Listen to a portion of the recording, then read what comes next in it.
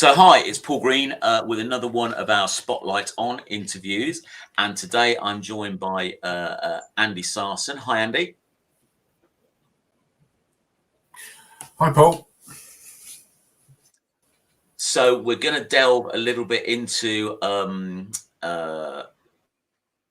Andy's business journey and how he got to come where he is today. And then he's going to share some insights from his experience later on in the session. So that is the cunning plan. So Andy, do you want to introduce yourself first of all and just let people know who you are and what you do? Yeah, sure. Hi, I'm Andy Sarson from APS Marketing Consulting. I suppose simply put, I help business owners raise their profiles, attract new customers and increase sales. That can be a number of ways, but that's a conversation for another day. Okay, fair enough. So how did you get to where you are today then? What's your business journey? What's your background? And how long have you been running APS? God blimey, I mean, how long have you got, Paul? It goes back a long way. I mean, going right back, and I'll just briefly go over this. After being actually not good enough to go to college, because I was always had this thing about I want to be a graphic artist. I really wasn't enough for that sort of. Ventured into retail for a few years. Then I was in sales for a local Kent newspaper group, and that's where I really got the marketing bug, I guess. And was told by a Kent marketing agency owner that I should follow the marketing career path. So I took him at his word, him being a nice guy and experienced, and I actually did. Funnily enough, a few weeks later, something came up, and my first agent's role was with the mighty McCann Erickson. I think he got much bigger than that at the time, but my role was quite humble in a way that I worked on the car dealer marketing business for Persia. I mean, this goes back so far before mobile phones and before people had websites. So that really goes back to the dark ages, doesn't it? Yeah. Another agent followed doing something similar with Toyota. I sort of slipped out of the motoring world for a little while and dealt with a couple of accounts with Cineworld, JD Wetherspoon, and then back to motoring with another agency with the ill-fated brand. I don't know whether anybody actually remembers that, but they were around for a few years, around about mid-late 90s, early 2000s, and eventually became part of General Motors after my time. It was sort of then I decided to jump the fence to client side, and I joined major US brand Chrysler and Jeep in the UK as a marketing comms manager. I had 14 amazing years there through various different partners of the brands, that being Daimler and Mercedes-Benz, and latterly Fiat, which was interesting approaches, different approach Germans and the Italians. But again, that's another story for another day. But I worked on national marketing and sponsorship campaigns, devised and delivered dealer marketing programs and special projects, and thoroughly enjoyed my time there. But all good things come to an end. A brief contract role after Chrysler and Jeep, working with SEAT down in Milton Keynes. It sort of led me to consider what next. And I suppose due to my early years, next took some little bit of things. So really that what next was going to be putting my 30 years knowledge and experience in the marketing industry to good use, to help smaller businesses have some structure and process to the marketing, so they are actually reaching their target market.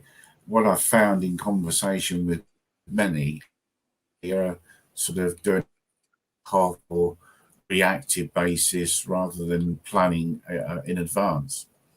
So that's really what got me here. I've been doing the consultancy role now for well, it'll be 4 years on January the 1st. So as I say, approaching my fourth year now, or fifth year, should I say. No, fingers crossed, I'm still here as well. Excellent. Yes, not a bad achievement. Perfect. So, when you're dealing with small businesses, is there anything specifically that you see as missing in their marketing? I mean, what would be your sense of how well small businesses do marketing? Well, I think with the best will in the world, whatever the business is at the end of the day, they are excellent and brilliant at what they do. These days, and I know from my own experience, marketing a difficult and complex subject. I know some people call it the dark art, but it's not that. But it's just a case of not having the knowledge and experience to know what are the best options to choose. And if you choose wrong as a small business owner, it can be a very expensive mistake. Absolutely, absolutely. So do you find that, as you said, some people do see it as a dark art? Do you do a lot of small business, in your experience, do they just stabbing in the dark at various marketing channels without really knowing what they're doing and without measuring the effect of the marketing they are doing? Yeah. I mean, it's certainly getting them used to measuring things and looking at feedback they get from different campaigns they do is a difficult thing to get them doing. However, what I've found, as I said before, they are more reactive. They're looking at what competitors do, looking what's out in the marketplace and being reactive to something rather than planning and being proactive and making sure they're hitting the right target market. If someone offers them a cheap deal for something, they're more likely to take that as a cheap deal and just try and get to numbers rather than the people they need to. Yeah, no, I totally get that. So what's your approach then? How do you work with small business owners that might need some help with their marketing? Well, basically, I mean, I start with a blank sheet of paper. To me, every business is different. There's no one size fits all. There's nothing you can get off the shelf that's going to do the job for you. So start with a blank sheet of paper, understand the business, understand their goals and objectives, and then from understanding those is build a strategy, marketing strategy that will help them reach their target audience. From there, once you've got the strategy, you can then build the plan, and that's the nuts and bolts of it, if you like, the when and how much and what you use. But the strategy is really the foundation, I guess, of everything you're going to do going forward. But before that, though, Andy, do you do like a free marketing review, or how do you get your clients in the first place? Well, basically, what I say to anybody who's interested in having a conversation about how I can help them, I will offer a free marketing discovery meeting. It's quite informal. Just have a chat about what they want to do, what as I say, what their goals and objectives are. Just a quick overview of that, and really some idea of how I can then put a process into what they do to help them succeed and benefit from better response to what they do. Okay, perfect. So I ask people on these sessions, what's your why? What's the sort of like driving force for you as a business owner? What's your emotional connection with your business, I guess? So what is it that gets you out of bed in the morning and gets you to fight the good fight over the last 4 years or so? Well, apart from the other half, who always wants a cup of tea first thing in the morning, what gets me out of bed, I suppose, is having the firm belief that through experience, that smaller businesses will succeed with marketing if they follow the structure of an effective strategy and sound plan.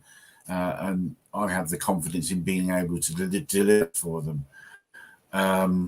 So it's having that belief just through experience I've gained over the 30 odd years of being in the marketing industry and various and working with in a lot of cases smaller independent businesses, whether it was part of a national brand and it was their dealer or retailer network.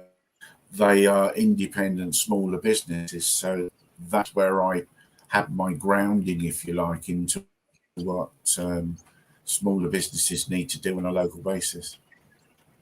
Thank you very much. So there's other marketers, marketing consultants out there, I guess, in the world. So what would you say makes you different from anybody offering a similar service? Well, apart from being a lovely bloke, of course. I mean, yeah, there is that. Of waiting for you course, to say that, Paul. But, goes without saying. Of course. I suppose. I mean, for me, as I said, there's no one size fits all. There's nothing off the shelf, and understanding that every client is different. As I said, the bank sugar. It's incorporating their goals and objectives. Not everyone that I come across does that sort of thing, and it's incorporated into the marketing strategy and plan. So it's all aimed at the target market where they need to be. It sort of really sits alongside my white stone unturned, if you like, to ensure that the marketing mix chosen is the right one. And it's what it is. I've got no particular specialisms, whether it's the good old traditional marketing options, a lot of which still work very well, whether it's digital, whether it's social media, whether it's events or anything else. Now, in some areas, I'll confess now, I'm not an expert, but there's plenty of people around me who are experts who, if needed, I would call in and get them to work alongside me with my clients.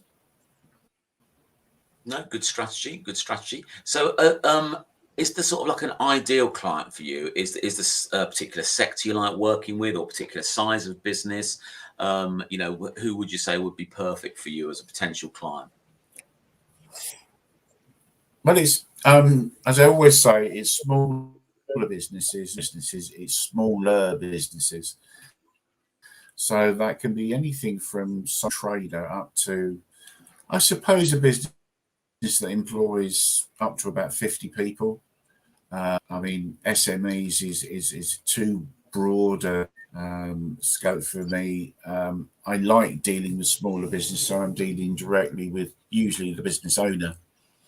And I'm not sort of getting information third or second hand. It's a direct one-on-one situation. So yeah, that's really the way I look at it. I guess with smaller businesses, you potentially can sort of like see results more quickly, particularly if you're dealing with the owner themselves. So I guess that is better in some ways than working with a bigger business that might take longer to implement certain strategies. So is that what you've sort of experienced?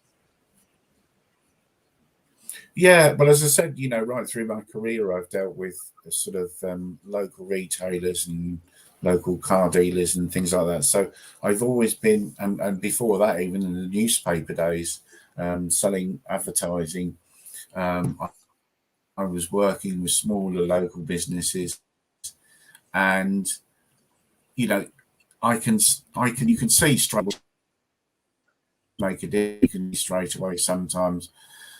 where they might have that light bulb moment when you're in conversation with them about something. So to me, yeah, working with him, you can see the interaction. I mean, what I heard about this morning, a particular project I did with one of my clients, who equally is a BuzzCon member as well, which is great. We'd a sort of, I suppose you'd say it was more of a PR campaign with a local business magazine. And as a result from those activities over the last few months, they potentially gained 2 quite large new clients, which is great for their business because they came to me in the first place because a sort of impasse, if you like. They got to a certain size, they needed to expand, move to new offices, were expanding the team. Then they knew they needed to market themselves. So I went through the process and structure of them, and we put things in place and activities in place, but not ultra quickly or trying to deliver them all at once. We are doing it slowly so we can measure the responses and the results of each individual activity and decide whether we want to do a little bit more of that, or whether it hasn't quite done what we wanted to do, and try to tweak it and maybe change it in some way. Okay. But really, what I like.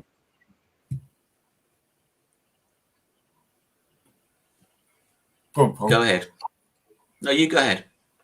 Yeah, all I was going to say is the way I like to work with people is to really like to be an extension of their own business, and if you like, I'm their virtual marketing department, and I'm always on hand, say, to pick up the phone at any time. Yeah, no, makes sense, Andy, makes sense. So the next question I was going to ask you is, since you started, outside of the pandemic, which has been problematic for a lot of businesses, obviously, what would you say is your biggest challenge outside of that? Do you know what? I think apart from bringing my son up, because obviously, the two of us at home, there's no manual with kids, is there? It's everything's an individual, but it's making sure he has the best opportunities available to him to succeed. And indeed, he's gone on to do that, and he's doing very well for himself now, which we're pleased with. So that was one of the biggest challenges.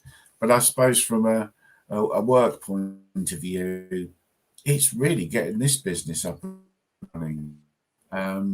Obviously, I knew, having been for 30 odd years, but did I know anything about running a business? No, not at all. So, I'm grateful for the people I've sort of worked around and met, people like Paul Smith unit at Northants Uni, which I think was formerly the Ready to Grow with the ill-fated Northamptonshire County Council. And without doubt, yourself and the members of the business community, I found everyone has always been ready to help with advice, which to me in the early days was absolutely invaluable.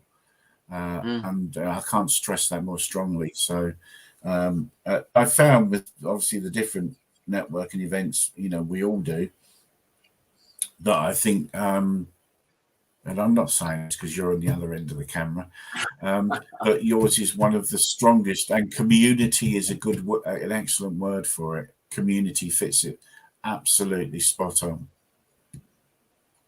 Checks in the post, Andy. Thank you very much. So you've kindly agreed to sort of share some of your part of your 30 years experience with us. So I'm going to sort of hand over the floor to you. I'll just put you in solo mode for a second, and the floor is yours.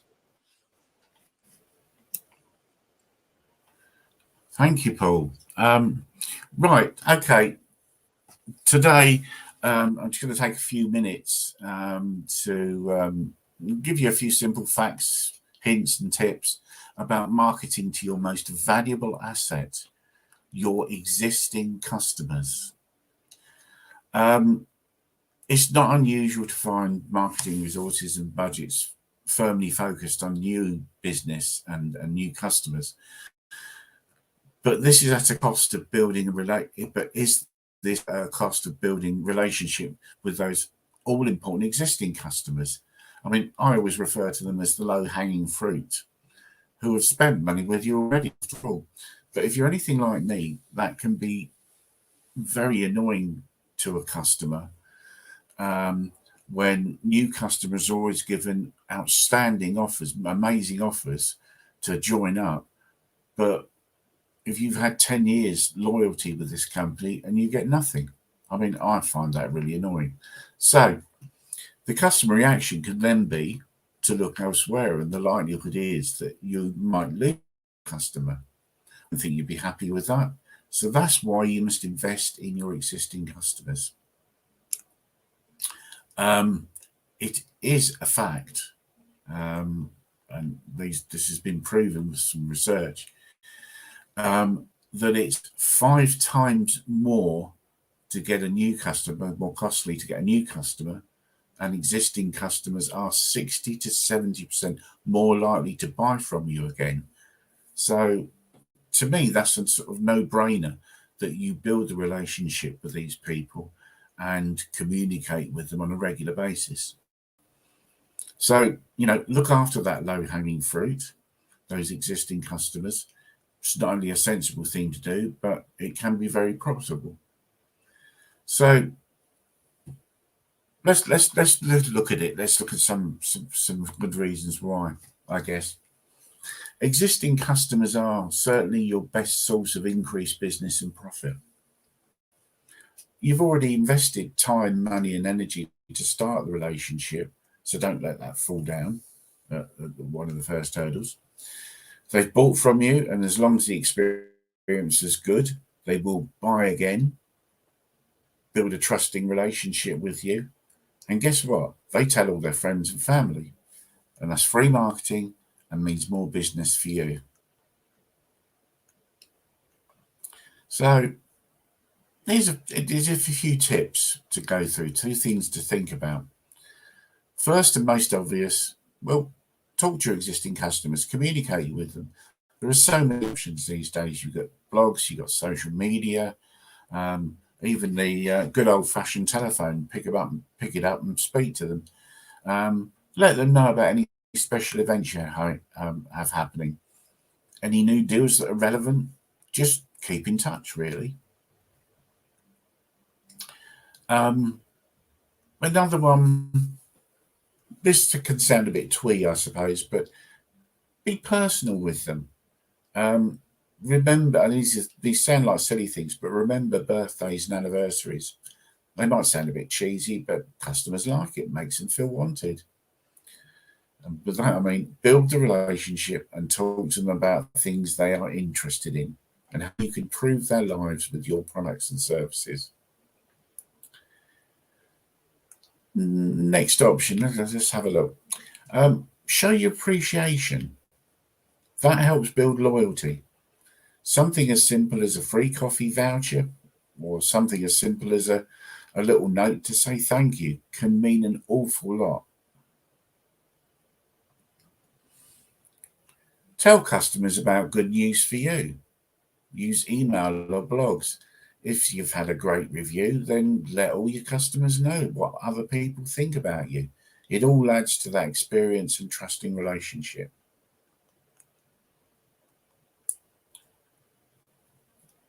Here's sometimes a bit of a thorny one, is perhaps managing your own reputation in a way. So if you do get a complaint or issue, deal with it quickly, deal with it offline. Don't get involved online with social media, where these days you see so many people complaining about things. Just get in touch with them offline and privately and deal with it. So they then go away happy. Another thing, and we're all guilty with this, and I constantly tell my clients about it, but I'm equally as guilty myself. Ask for feedback and reviews. Don't be shy about it. If customers are happy with the product and service and experience they get from you, they're usually happy to say so. Not everyone will do them, but there's a good chance that you'll get a good number of extra reviews. And let's face it, we all know how good that is for our Google rankings. Finally, this is the crucial one. Every contact you have with them, just follow up afterwards is so crucial to continue that regular contact that builds that relationship and trust you have. Then you'll reap the benefits of referrals that your customers will give you following on from this. But I suppose really what you need to do now is perhaps ask yourself a few questions. So how often do you communicate with your existing customers? How about frequency, the content, tone, method? Think about all those sorts of things. What do I have to offer my existing customers that would tempt them back? Loyalty rewards, exclusive offers. As I say, just chatting to them, really, just being in touch. What would happen if I increased my contact with them over the coming months? Well, if you increase your contact, I'm sure it will lead to more business.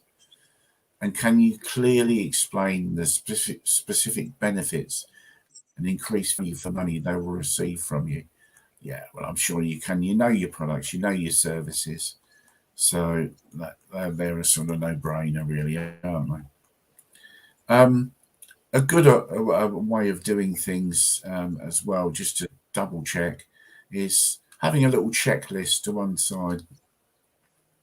Make sure your database is up to date when you're speaking to people. Have a good CRM system to save time. There are many free and paid for options. Do your research to find one that's your business.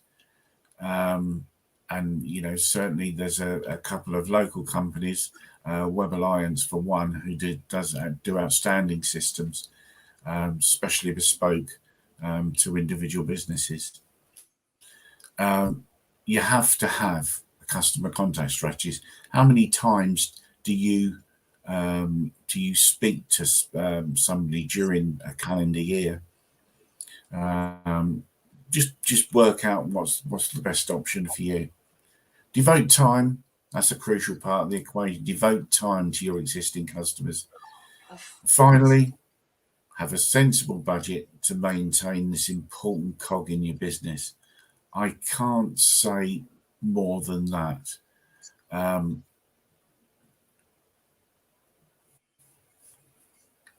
If it's affordable to your business, it's sensible, but there's no point having grand plans after all that you can't. And that's really it.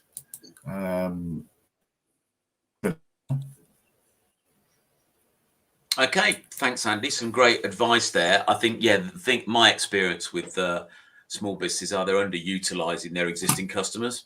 They're interested in getting more sales, but they're just missing that, as you said, the low hanging fruit that's probably right in front of them that they're not engaging with, that have already bought from them. So absolutely, exactly. absolutely. So one final thing then, Andy, if you were to just give one top tip for any business owner out there, from one business owner to another, what will that top tip be? Have confidence in yourself and what you do. That goes without saying. And just belief that you will succeed. I expect everybody in business has had the odd moment where they thought, where things, and I suppose when the pandemic came in, everybody had a mild panic for a few moments. But as I say, I think it's having confidence in what you do, as I say, believe that you'll succeed. It's always worked well for me. Excellent. Thank you very much, Andy. I think we'll end the broadcast there. So thanks for your time today. You can crack on with the rest of your day. Thank you very much. Yeah, lovely. Thank you very much, Paul, for the opportunity.